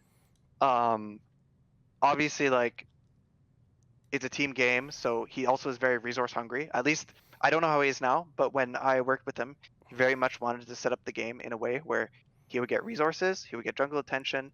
They would be here at the key. This jungler would be there at the key moments for his lane, so he could carry, which I think from a carry role is pretty good. But with the resources comes responsibility as well, right? You actually need to be able to win the games through that. But yeah, that's kind of my thoughts on him. I mean, what I would. So I've spent a lot of time with Upset. He's like came on co-streams and stuff, and this is something that we've like memed about. And his general take when you bring this up, like his serious take, is that he doesn't actually feel like he needs to be like that as a player. It's more just that like it was necessity. The teams that he was on were not able to win unless he was like the main focus and the carry point of the team. Like they tried playing other ways and it just didn't end up working out. The people that got the advantages weren't able to carry. Do you think that there's like, can you see this like aspect of it, or could you see like this viewpoint, or do you think that it's like kind of like a half truth? Kind of like he played with Alfari top lane. I'm not sure if that's really like someone that can't be played to. He played with Nukeduck mid, Abu mid, Obviously, I was rookie year, so it's a bit different. Maybe this year, I would say definitely in this Fnatic roster, if I were to choose to play through a lane, it would definitely be their bot lane. So I think like yes, to an extent, yeah, for sure on some of these rosters, yeah, but not all, I would say. I'm going to push back on that a little bit, Dom. That sounds like the PR thing that you say if you are a guy who, by the way, definitely is, like he just said. Like, I know loads of his teammates. Like, I even have a joke. I think it's actually in the episode I released today, this interview with kha'zix. I think we talk about the Schalke team in there. I basically say in that interview, right, there's a scenario I once heard where, like, Peyton Manning, the great NFL quarterback, said there was a player he had, it was a wide receiver, where anytime you were in, like, a timeout and you were, like, stuck for ideas, he would always have an idea. It's just the idea would always be involved Give me in the ball. him the ball. Yeah. Exactly. My joke is that's Upset. Like, Upset's the guy where it's like, listen, great teammate, because he'll explain exactly how the jungler has to be here right now, why he needs this pick in this particular matchup, and why the top lane definitely needs to play the tactics game. But here's the thing. I agree with Dylan. It's good at, like, that. Listen, that's actually never a bad thing as long as you're not an arsehole about it. Like, what Upset's almost trying to imply there is, like, he's doing that as a favour to his teammates. Well, at some level you are. Like, what you're saying to those people is, look, I can carry this game if you do exactly these things. But as you say, though, Dylan, if they do those things, there's no excuses then. You must literally carry that game. Like, you can't then fall back and be like, oh, well, you know, the coach just drafted for me and I just, you know, I did whatever's best in the meta. Like, no, you explicitly asked for this. So if you ask for it, you got to deliver. So I think there's half and half. Like, I think on some level he's probably chilled a bit now. And as you say, with some of the mega teammates he's had in the last couple of years, he probably now trusts other lanes a bit more. But I think there was definitely a period, I would even say around the Schalke team you're talking about, where his mentality was sort of like, everything better be loaded up on me and then we might win. Yeah, but it's like looking back at like the Rekkles thing, it was a similar sort of scenario where some of those older rosters, that's kind of, he had to just sit there farming for late game. Sure, and I think it was the best, and kind of on these upset rosters, and it is a carry role, right? It's not like, it's different if you have a top laner Or a that jungler. plays, or a jungler that wants to play the game like this. Yep. And I know on some of these teams, like that have these sorts of players in top and jungle that want to do this, it can actually be like detrimental to the team and make other people look bad even on their team, or like get really frustrated and like be the wrong way to play the game. And I think that can be very, very destructive. But like ADC is different. Like if you're actually just rotating around with your ADC, half the time that's just good League of Legends. Yeah. I mean, I think the thing that I would say about this is, like, from my recollection, and I'm sure that there's like going to be games out there that weren't like this, but most of the time that I feel like Upset was in the situation where it's like, all right, like, he's the guy to carry the game, like, he's in the big match, it always feels like he is ahead, and it's like really just about, like, can the team actually use the advantage of, like, how ahead Upset is to carry the game. I rarely feel like he's the one that has all the resources and then he just blows it in a fucking team fight and, like, has a horrible flash or something, just dies and the game is over. So it feels like he does have the potential to carry these games. I don't remember, like, many key examples of him getting all the resources, being super far ahead, and then blowing the game himself. No, not in the past few years. Maybe like in his rookie year or whatever, but that's whatever. Yeah. I mean, that's definitely a long time ago. So this is just random. I was thinking about this when you were talking about, like, you know, Rekkles and how you were, like, with champion pools and things like that, and, like, how, you know, you're the type of person that just wants things on your team that's going to kill the Nexus, and you're going to have to, like, kind of, like, pull back on players that want to play everything. And something I thought about is just from, like, my interactions with Broken Blade is that he's very like this, where he just wants to be able to play everything all the time. Was there any, like, tension about, like, you know, you having to pull back with, oh, BB, like, I know you can play this champion, but it's not making the team win? Did you end up in situations like that with him? Well, I think we played Riven the splits. We played, I'm not sure how many crazy picks we played, but I think we played at least 2 to 3 crazy picks. Mm-hmm. I think when you're a team where, like, for example, for us, I think top lane was definitely a point where we could get advantages against a lot of enemy teams. Definitely. I become a lot more open. Like, for example, when I was coaching Caps, he had a lot more, let's say, freedom to pick crazy stuff. And often, actually, I came up with a lot of the crazy give me ideas as Vayne. well. Dylan, we have to go Vayne. The Vayne stuff. I had us play Wukong mid on that team for a while, for example, and we played it in a match. Like I think it depends on the player as well. Like, if you have Caps on your team, sometimes playing a crazy mid counter pick is actually the way to kill the Nexus, right? So it's kind of depends, I would say. With BB, like, I did say no to quite a few random picks, but, like, I said probably yes to most of them. Like, I don't think it was like I was super close-minded or anything. And we played, for example, in spring playoffs when we were playing against G2, moving into this match, we just knew that Wonder had blinded tanks for like 2 to 3 Darius weeks straight pick. going into playoffs. So I went to some websites and looked into some matchups, and we sat down and we said, what can we come up with to punish these tank blinds, because it should be illegal to just do this every single game. And we found Darius as the answer, for example. And Were I you think it's good, influenced you by know? Adam at all? Because I know Adam pulled it out in the LFL and it was like a big deal. I think they won finals with it before you guys ended up playing your series. We may or may not have scrimmed him and blinded a tank against him at some point during spring split, and something bad might have happened. Yeah. Okay, perfect. So Adam carried Schalke to that victory versus G2. Yeah, for sure. Or the victories within the series versus G2. So just like in general, like we didn't really talk about him at all. So how strong do you think BB is as a player right now? He's somebody that I was like really high on. People are always gonna be like, "Oh, you're biased. You're just his friend. That's why you say that." But I still consider him like a top 3 top laner within LEC. Like, how strong do you think he is as a player? I think in spring playoffs particularly, he was definitely I would say top 3. I think he had to be. We got 4th place, and he carried many games, and I think played really, really well. I think his summer split was a bit more hit and miss, but I have to say that individually he can be like near the top of the LEC. I think so for sure. He also is another player that, at least at the beginning of spring, was very wanted resources a lot, and it's something that can be good and can be bad.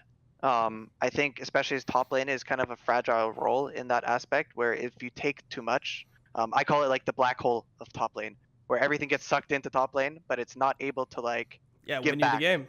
Yeah, exactly. It's not able to like, give back to the team, and I think that's something that like we did work on this year, as far as like taking resources, getting an early dive, and then using that to like influence the rest of the team. So I think that's definitely something that was important for him. But yeah, no, I think he definitely has a really bright future, and I think he definitely will be on a good team next year, I would say. For sure. All right. Well, yeah, I actually have to go. I will be streaming again in like 15 minutes, but I have to prepare something. I got a little Cloud9 training grounds to stream soon. Yeah, so we're gonna have to end here. But yeah, I think it was a really good episode. Thanks for being here. Good talk as always, man. Coaches, I mean, one thing we've learned, Thorin, is that coaches are just OP for this show. I guess you get all the best information out of them. So thanks for coming, Dylan. It was a good talk, and we appreciate you being here. Yeah, thank you so much. See ya. Okay.